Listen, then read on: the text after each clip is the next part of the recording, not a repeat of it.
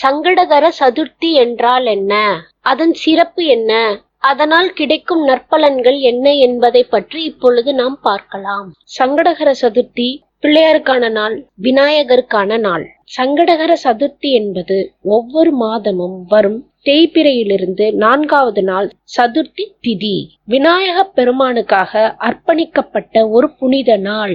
இந்நாளில் நம்மளுடைய சங்கடங்கள், பிரச்சனைகள் நீக்கும் நாள் என்பதால் இந்நாளில் விநாயகரை நாம் வழிபட்டு விரதம் இருந்தால் நம்மளுடைய அனைத்து துன்பங்களும் நீங்கும், அனைவருக்கும் வெற்றி கிடைக்கும் என்பது நம்பிக்கை.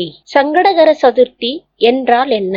சங்கடம் என்றால் துன்பம் அல்லது பிரச்சனை. ஹர என்றால் நீக்குவது. எனவே சங்கடகர சதுர்த்தி என்பது நம்மளுடைய துன்பங்களையும் பிரச்சனைகளையும் தடைகளையும் நீக்கி நமக்கு வெற்றி தரும் நாள். இந்நாளில் நாம் விநாயகரை வழிபடுவது விசேஷமாகும். இந்நாளில் நாம் விரதம் இருந்து விநாயகரை வணங்குவதால் வாழ்க்கையில் உள்ள தடைகள் அனைத்தும் நீங்கி நற்பலன்கள் கிடைக்கும்.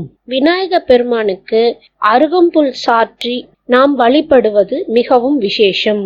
விநாயகரின் சோஸ்திரங்கள், பாடல்கள் பாடி வழிபடுவது சிறப்பு. விநாயகருக்கு மிகவும் பிடித்தமான மோதகம், கொழுக்கட்டை போன்றவற்றை நாம் நெய்வேத்தியம் செய்யலாம். இந்நாளில் விநாயகரை மனம் உருகி வழிபடுவது அனைத்து கஷ்டங்களையும் நீக்கி சுப பலன்களை பெற உதவும் என நம்பப்படுகிறது. நம் அனைவரின் வாழ்வில் உள்ள தடைகளையும் துன்பங்களையும் நீக்கி நம் அனைவரும் வளமான வாழ்வு அடைய சங்கடகர சதுர்த்தி அன்று விநாயகப் பெருமானை நாம் வணங்குவோம்.